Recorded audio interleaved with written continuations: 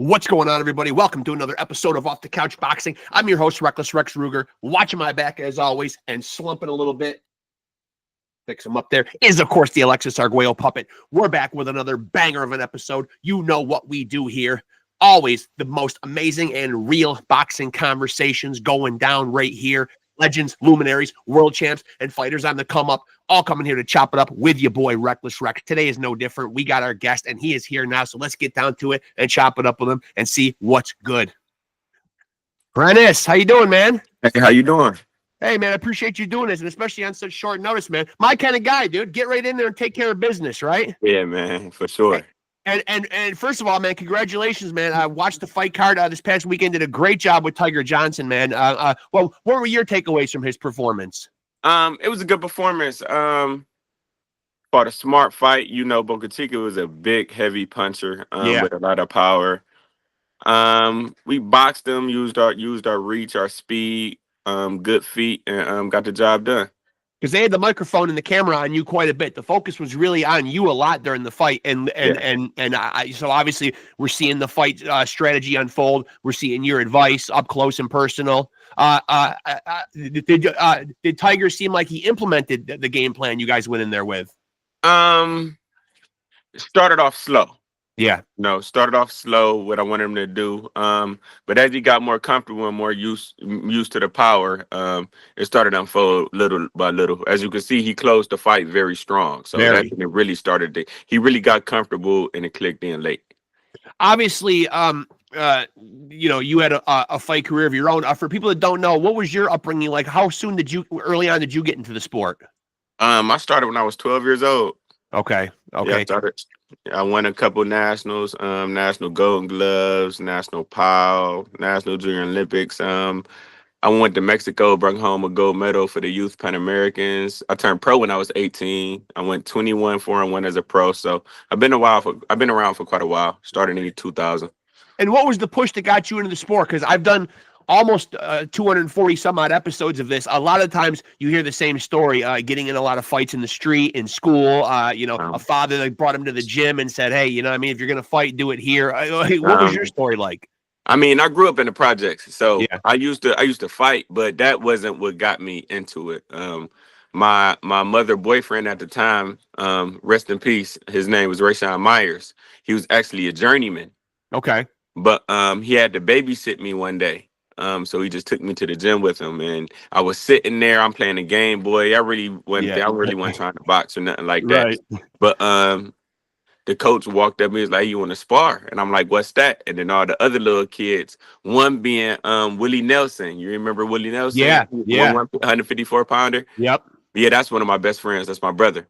That's my brother, man. He was one of the kids that walked up like, "Oh, we gonna show you." And the next thing I know, they slapped a headgear and some gloves on me, and the rest was history. And did you feel like when you get kind of like thrust into it, baptism by fire, thrown into it, did you feel like it was something that came naturally? Did you all of a sudden get in there and realize like, hey, I've got hands. I'm pretty good at this? Yeah. So I'm still a game head, as you can see. Yep. So back then on the game called Knockout Kings, Muhammad Ali's special move was 3 jabs in the right hand. and that's what I did. 3 jabs in the right hand and I move. 3 jabs in the right hand and I move, or 1-2. So I was always a natural. I was only amateur for like 6 years and turned pro. Now, let me ask you your opinion on another Cleveland guy, just, off topic completely, but a guy that's got a polarizing reputation in the sport. Where do you stand on these Jake Paul type events? Obviously, Jake's a Cleveland, Ohio guy too, man. Do you look at him now and what he's done in the sport? I know he's training like a fighter. He's trying to create the image that he's a fighter. Do you look at him and give him his flowers and say, okay, now I see a fighter, or is he not quite earned that yet? Obviously, a lot of people question the resume at this point. I put it like this, man. He a businessman. Yeah. He know what he's doing, and he's doing it well. But as long as he's doing good to the sport of boxing, I respect it 100%, because no one ever did more for women in this sport than he did. Yeah. So He's using his platform, his brand, his connections to push the sport forward, and I respect it and I love it. And I do believe as he continue to get better, he may really fight some real competition as a boxer one day, or maybe he won't. But at the end of the day, as long as he's doing good business and he pushing the sport forward, what more can you want from him? Yeah, and it is nice that he is. You make a good point there that he is pushing women's boxing forward too. Last night I had the opportunity to have Glenn DeZern and Fran Shan on, and even she recognized, like, like, she's not with his promotional company, but he is doing good stuff and putting women on the card. What he's done for like Amanda Serrano and Katie Taylor and some of the women in the sport is impressive. Yeah, 100%. Women's boxing was not really getting its just due there for a while. Yeah, that's a fact. But he put it on the forefront. Now it's like, look at the type of stages that women boxing is on now. Yeah, you know what I'm saying? Yeah. He putting it like the most, like, look at how many eyes is on it. So I know. Shout out to Jake Paul, man, another Cleveland cat. And so when you get into the sport, were you watching it on any level? And if so, were there guys who, when we're kids, we watch sports, we got those guys we look at as heroes, those guys we want to emulate. Did you have any of those guys that you were kind of like looking up to? So when I was growing up, like, even though I didn't box, but like I told you, my mother boyfriend was a journeyman, and he was just infatuated with Muhammad Ali. Yeah. So I watched a lot of Muhammad Ali documentaries, a lot of Sugar Ray Robinson documentaries. But growing up, I really loved Roy Jones Jr. was my favorite fighter. Growing up, that's who I studied a lot. And tried to emulate a lot when I was in the ring. Well, that's not a bad one. That's not a bad one to emulate. I'll tell you that, man. I mean, I just remember watching Roy just was killing people back in the 90s. He really was the face of boxing back in the 90s. I was just at International Hall of Fame weekend this past weekend, and he was actually at the fights. Oh yeah, nice. He was when my fighter Jarrett fought in New York. He was actually there. Yeah. Now, I'm glad you brought up other fighters. We just talked about Tiger Johnson, but for people that might not know or be familiar with the guys that you train, who are some of the other guys you can shout out that you're working with? Jared Anderson. I was his assistant coach for a minute, but I just got promoted recently. His last fight to head trainer. Terrell Goucher brought me in the game. I just had Terrell on last month, man. What a great guy. And man, was I pissed off about that last fight with Elijah Garcia, man. They robbed him. Yeah, that was terrible. My God, did they ever rob him, Prentice? That was, I mean, I was actually gutted, man, because I thought, and that is something that I bring up on the podcast a lot. Unfortunately, covering the sport, that is still a black cloud that hangs over the sport. We do still see guys' careers affected negatively by bad judging and bad scoring. And that was one where Terrell pitched damn near a shutout. Yeah. That was really, really bad. I was in the building for that one. But Terrell actually gave me my first opportunity when he was getting ready for Jamonte Clark. Yeah. That's when he gave me my first opportunity for coaching. Like, I wasn't even thinking about being a coach. I was just at home one day. He called my phone, like, because that's my brother as well. We all grew up boxing together on the same team as kids. So he reached out like, yo, you always knew how to fight left-handers. Can you come be a part of my camp and help me out? I got another lefty. At this point, it was like his 7th lefty in a row. Yeah. So, that's my brother. I'm like, yeah, I got you. So I went down there. He gave my first opportunity, and and then that gave me the confidence and let me know that I could really do this.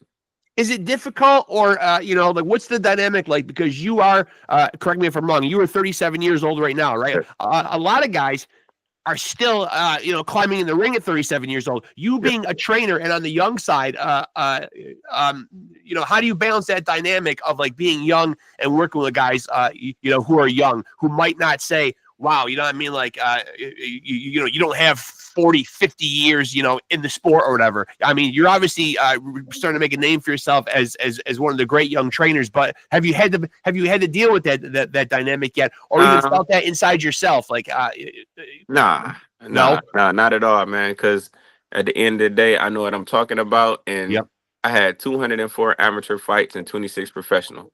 Yeah. So how much more qualified do I got to be to, Yeah. You know what I'm saying? That's field experience right there. Yeah, I lived this life. I wasn't a boxer who had 30 amateur fights and won the state Golden Gloves. Like, I am a multi-time national champion. You know what I'm saying? Yeah. And on top of that, I went on to go pro and retired with a winning record, and also competed on national television a couple times. So and I'm respected around the sport by big names. You know what I'm Yeah. saying? Like, it's not like I'm just somebody that popped out of nowhere. Like, even though I might not have made the biggest career, but it's a lot of good sparring stories about me, and I've been in there with a lot of world champions, so and a lot of these trainers knew me since I was a kid, so I get a lot of respect in the sport. So I'm just blessed enough to know that the work that I put in growing up and throughout my life earned me the respect, and to have a like, people respect my opinion in the sport, and they're my outlook on boxing. So. Now, at 37 years old, where are you in terms of like, you obviously, I saw you sitting ringside. You're working out with guys. You're in the gym every single day. You're going through you're going through the paces with these guys. You're keeping yourself in great shape. At 37 years old, have you ever entertained the idea of climbing back through the ropes yourself? Obviously, we see a lot of guys coming back even much older than 37. Not really. No. Not really. You gotta have a certain type of love for it to want to go through a camp. Yeah. Like, it's not the fighting part. I love the fighting part. I do Right. that any day. It's just the preparation that it takes on your body, But I feel like the only way that I would consider, if it was possible, if Tiger headlined in Cleveland, and then I probably fight the most terrible person I could fight, but I just want to fight and then head coach the same night. But you gotta go on Box Rec and look at the bottom you of the feel list. me? Like LeBron, like LeBron and Bronny, you know what I'm saying? But but no, I don't really think about it or entertain it that much, man. I had my time. It was fun. I gained a lot of experience, a lot of knowledge, met a lot of really, really, really good people I got best friends that I got from the sport. I got family from the sport. So, I let it, I'm okay. I'm content with letting that part of my life go and moving on to my coaching career. And now, was it hard for you, being in your 30s and walking away from the sport? Was there anything tugging at you that was keeping you there, or like anything you felt like, God, I'd like to hang around and just take another shot at, whatever goals you have, or or was it an easy decision for you? That's never an easy decision, because like, I feel like it get deeper than what people think from the outside looking in, because like, I've been doing this since I was 12, right? So my whole life growing up, that was a part of my identity. Like, that was a part of who I was. Like, I'm PRENICE BREWER. Like, my nickname is PJ. Like, when people describe me, PJ who? The boxer? Like, that's me. Yeah, right. So before I even knew I was gonna be a trainer, it was more so as a, let me see. It was more so like, damn, like, who am I? Right. Like, okay, I'm done boxing, but now, like, who am I now? That was more so for a split second, and then I got into coaching, and then once I got into, like, because I was already personal training in California, Okay. but that wasn't filling the void, because I like Prentice the personal trainer, PJ like, that didn't, like, I don't got the same ring. you know what I'm saying? Like, Yeah. it don't make no sense. So once Terrell gave me an opportunity, and then Tiger followed up with an opportunity after that, I knew I was in my purpose. You know what I'm saying? It just felt right. Like, and at the end of the day, just looking at how fast I'm gaining so much traction, I feel like everybody don't like my coaching style. That's fine, but for the most part, the world really been embracing it, and I'm grateful. What would you say, like, if there was a couple adjectives that you could say, describe, you just brought up your coaching style, man, like, how people, might not agree with it, might not like it. What would you say that it is? What is your coaching style? I mean, do you feel like you need to be hard on these guys? Do you feel like because you were a fighter, you more take the easygoing approach and relate to them? Is it tough getting through to some of these young fighters? I feel like it's vice. I mean, it all depends. It all depends on the fighter. It all depends on the vibe and the energy at the moment, But sometimes I'm a little aggressive. Like, I was a little aggressive this past Saturday. Yeah, you were. There was a point in time, man, like, where they had the microphone on you and the round was just about to end, and you were just like, oh, when he gets back to this corner, I'm laying into him. Yeah. but but sometimes when I ask for certain things, I want certain things. Right, right. But at the end of the day, like even though I didn't cuss them out, I turned them up. Yeah, yeah. I turned them up. And at that time, I felt like that's what I felt that needed to be done. Like I seen on the internet, some people didn't agree with it or how aggressive I was, but at the end of the day, it is what it is. Me and his dynamic is our dynamic. But Nobody your job, knows. but your job is to coach and teach the sport. But when you're in the heat of battle, your job, as you said, is partly being a motivator. Yeah, 100%. And Yeah. and and and it's the thing, right? I'm 37 years old, so I still got that fire in me too, and I'm Right. so passionate about what I do. So it might kind of come off super aggressive the most, but it's really not that. I'm just passionate about what I do. What do you see in young fighters, man, who are coming up now, man? Like, what's a common mistake that you see a lot of fighters that are getting into the sport make? Um, Rushing themselves, Yeah, just rushing themselves to turn pro. yeah, Because it's a lot. It's a lot to go into it. Like it's more than just okay. I'm about to turn pro and then I'm gonna make it on TV. right. It's a lot of things that got to go right for you to make it into this sport. So I just wish some fighters would just take their time a little more. That's about Now, it. now, obviously, as a coach and somebody that's done this, you're obviously also a fan. When you look around the sport, who are some guys that when you're not coaching that you enjoy watching that are doing it right now? Um, but Yeah, Keyshawn, Shakur, um, who else do I like? Bevel, yeah, Usyk. Um, it's a lot of good fighters. I like watching Tank. It's a lot yeah. of a lot of good fighters, man. I just like watching boxing. If it's a good fight, I'm trying to watch. And now obviously you always hear the the old saying that weight classes exist for a reason. A hot topic right now is that we are going to potentially see at the end of this year Bud and Canelo. Where do you rate Bud's chances in a fight like that? What you mean? To me, Yeah, 50-50. just your opinion, of course, It's not. obviously. It's not. Yeah, I feel like I can't even say 50-50. I got it 60-40, 60-40 Bud. yeah. 55, mm, 55-45 Bud, man. Because So to me, very close. yeah, to me, his skills pay the bills. At the end of the day, Canelo slowing down. He Yeah, don't know how to cut the ring off. yeah. You know what I'm saying? And Bud is a master boxer, and he's so smart, man. Like he always thinking 2, 3, 4 moves ahead. So I got Bud on this one by decision. So when you left the sport and you weren't going to fight no more, you didn't instantly get right into coaching, right? You said suddenly you get a phone call about someone coming to help you. So like, what was going to be the, what was going to be the post boxing career plan? Like, what was anything going through your mind? Was it just going to be personal training? Did you have Um, intentions on getting into any other part of the it sport, was it matchmaking, was promoting? it was gonna be personal training until I open my own gym and then let that transition into having an amateur boxing program. And then I thought that way it was going to lead into coaching. Because at 37, when you think about coaching, you're not really thinking about that at Right. 37 years old. So I was going to, I was going to open my own gym first and then let it get into that. But, I guess God had other plans. Yeah, yeah. Now, when you look around the sport, either past or present, now that you're in the role of a coach yourself, who are some guys that coach who you look up to and think, wow, I mean, he has a great style, man. I like the way he works with his fighters. I like what he does. I like how he moves. Are there guys, teachers out there that you like? BMB.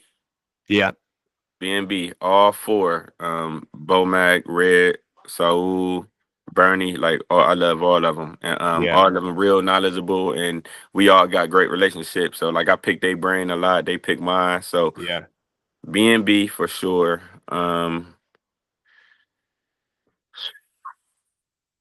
Man, Bozy. I pick Bozy brain. Yeah. Coach Al. Coach Al, he give me a lot of good wisdom when we run into each other. Yep. Coach K give me game. He been around for a while. Um, that's about it, really. So that's Andre, interesting. Andre, So Andre, Andre Rozier. It's a couple of trainers that They give me, and of course, Renard Safo, that's my childhood trainer. So, Okay. you Okay. know, we And so always you stay in touch. And also Brian Swartz, man, that's another one of my old trainers that really that he taught me a lot, man. He from California. He used to work with Donito Donaire, Willie Nelson, Victor. He's still training Victor Pasillas from California. He a really good trainer. We pick our each other brains a lot as well. So I And so got what some. is the goal? And so what is the goal? Is the goal still I see people in the background like moving about like are you working out of a space right now? Are you working on a gym? Are you working on putting your own Um, stuff together? Like what's in the future for you? I'm moving to Vegas. Okay. I'm moving to Vegas. That's Like the place very, to be. yeah, I'll be at the top ranked gym. But yeah, I'm Yeah. moving to Vegas.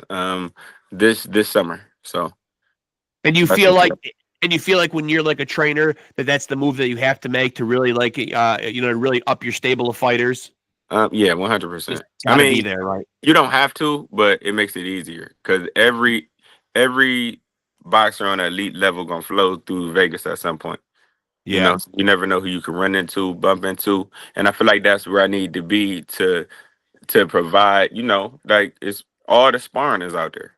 You know what I'm saying? So Right. I just feel like that's just a great place for boxing. And if you're into boxing, that's where you need to be.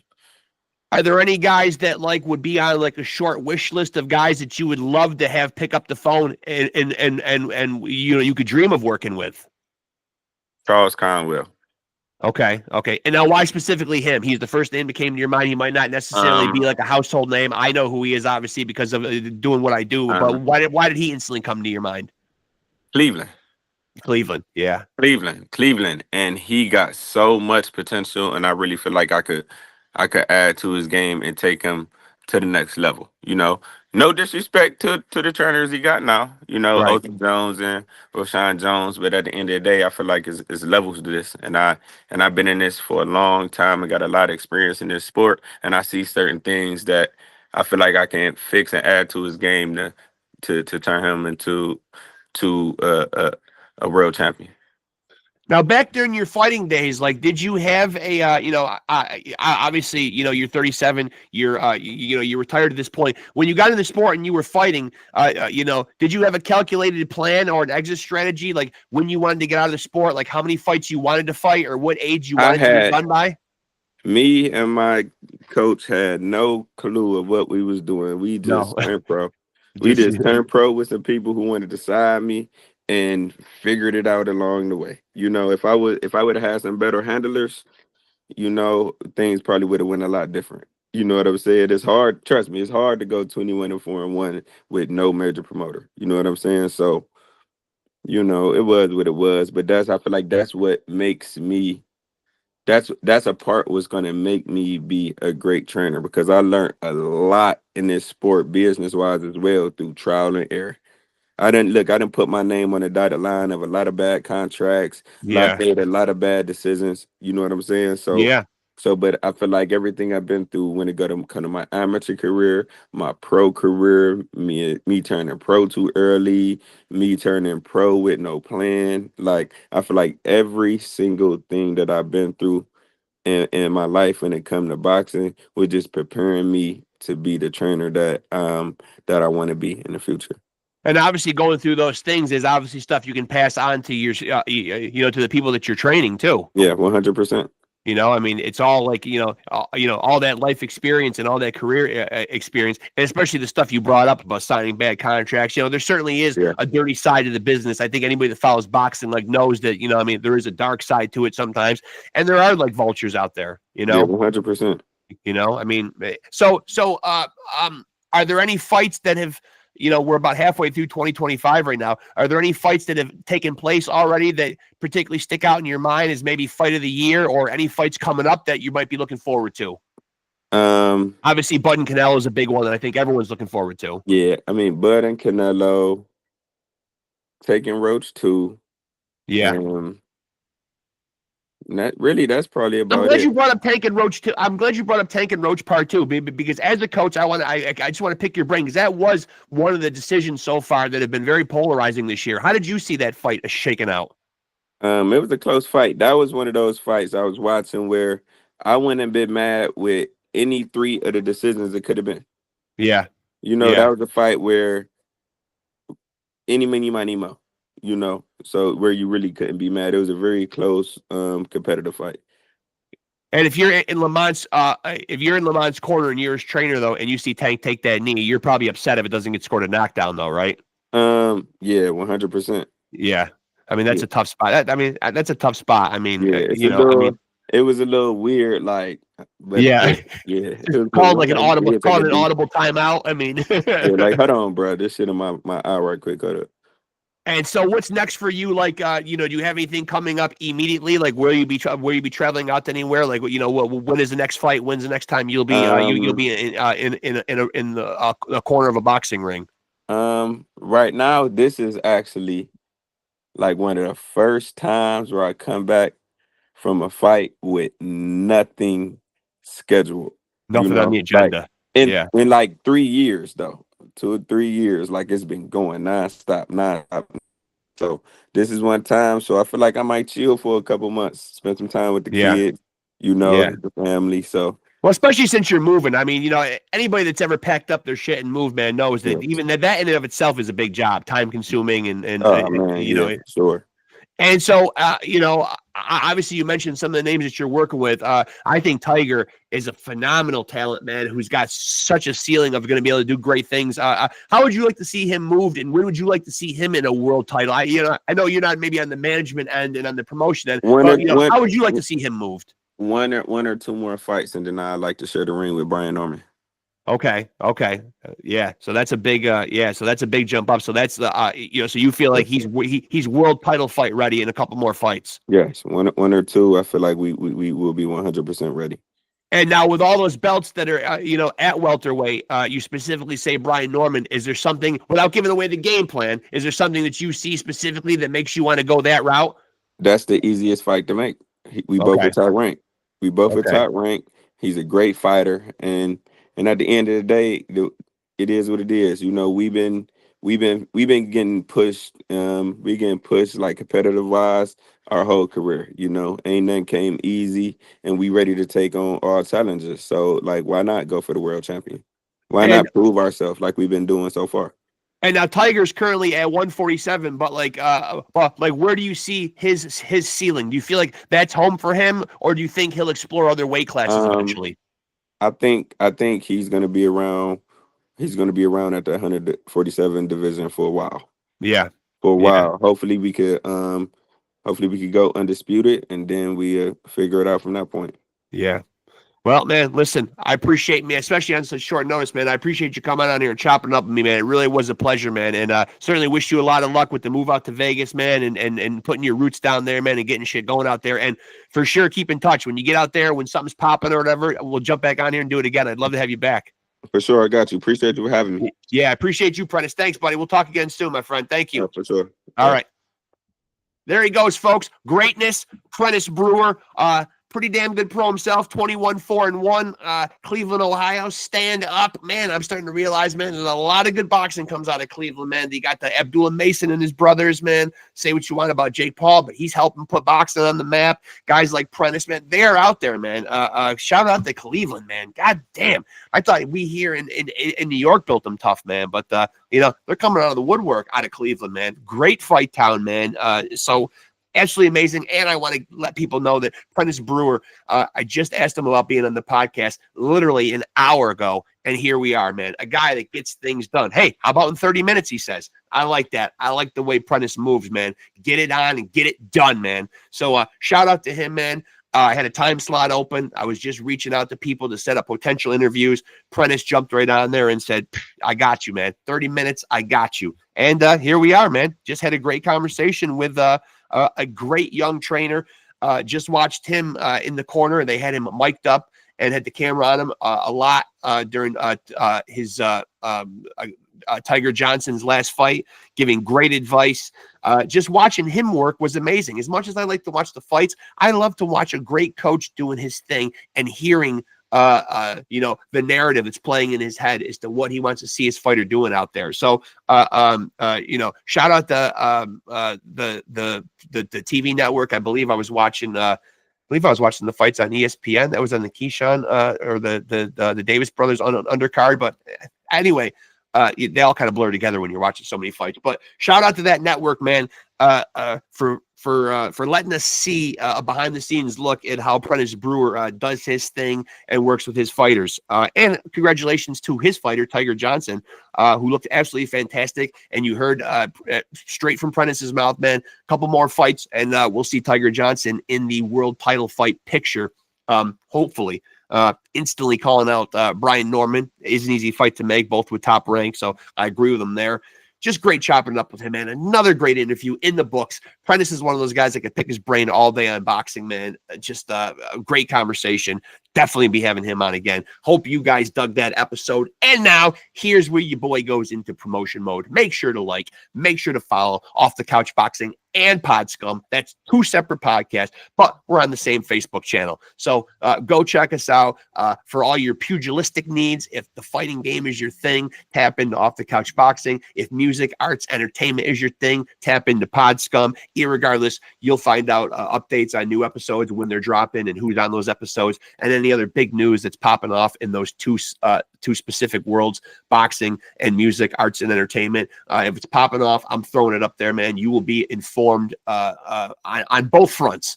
Lots of news. If it's big in the boxing world, upcoming fights, fight results, breakdowns, analysis, predictions, viral videos, anything's popping off at a weigh-in or a press conference, anything jumping off, and it's newsworthy, I'm snagging it. I'm putting it up there.